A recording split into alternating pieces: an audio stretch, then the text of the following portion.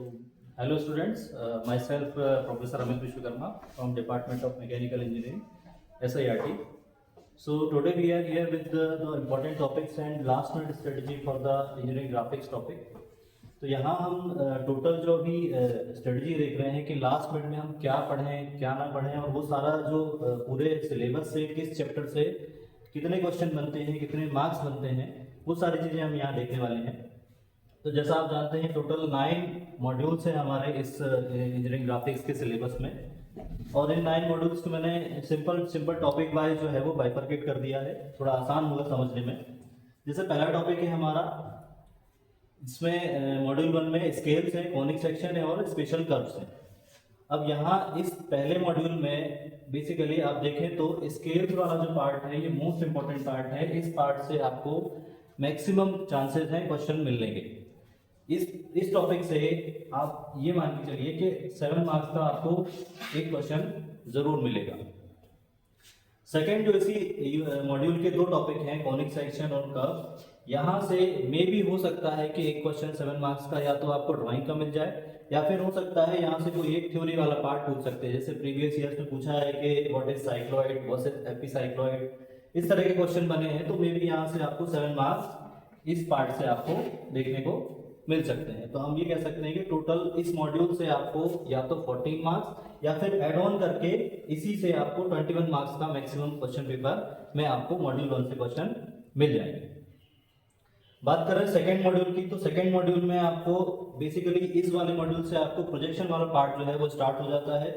इस प्रोजेक्शन वाले पार्ट में आपको बेसिक जो है प्रोजेक्शन ऑफ पॉइंट देखने को मिलेगा, सेकंड आपको प्रोजेक्शन ऑफ लाइन मिलेगा, थर्ड आपको प्रोजेक्शन ऑफ प्लेन या फिर कहीं कहीं उसको लैमिना भी बोला जाता है।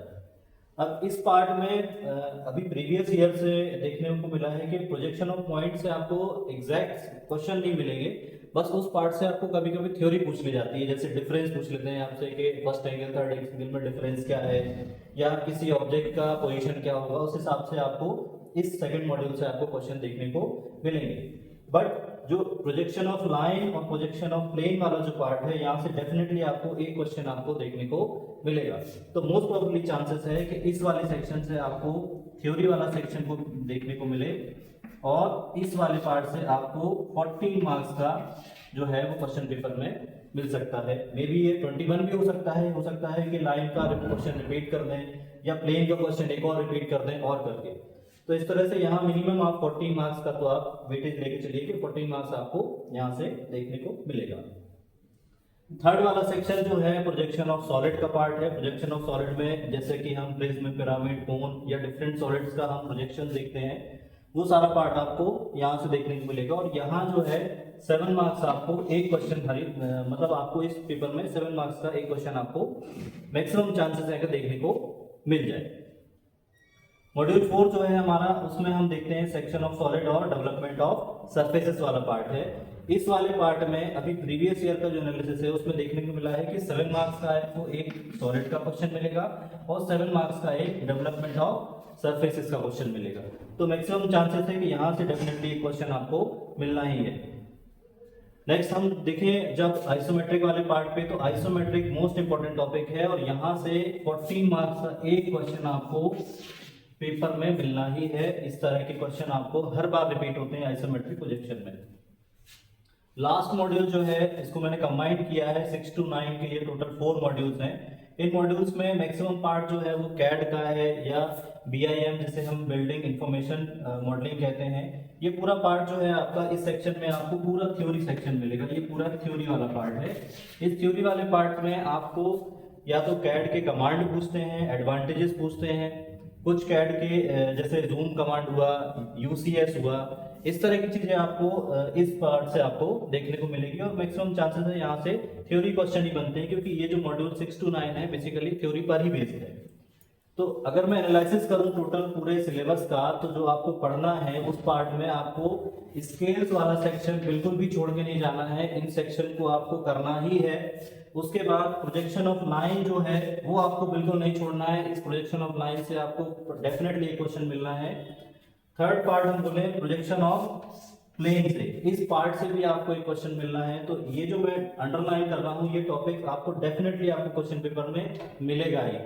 बात करें सॉलिड की, तो सॉलिड भी आपको क्वेश्चन पेपर में मिलना है। ये जो 4 टॉपिक हैं, अगर आपकी अभी स्टडी बिल्कुल अभी आपने स्टार्ट ही किया है या कुछ पढ़ा ही नहीं है, तो आप इन टॉपिक्स को डेफिनेटली करें। इन टॉपिक को करने से ही आप मिनिमम पासिंग मार्क्स जो है वही आप अचीव कर पाएंगे।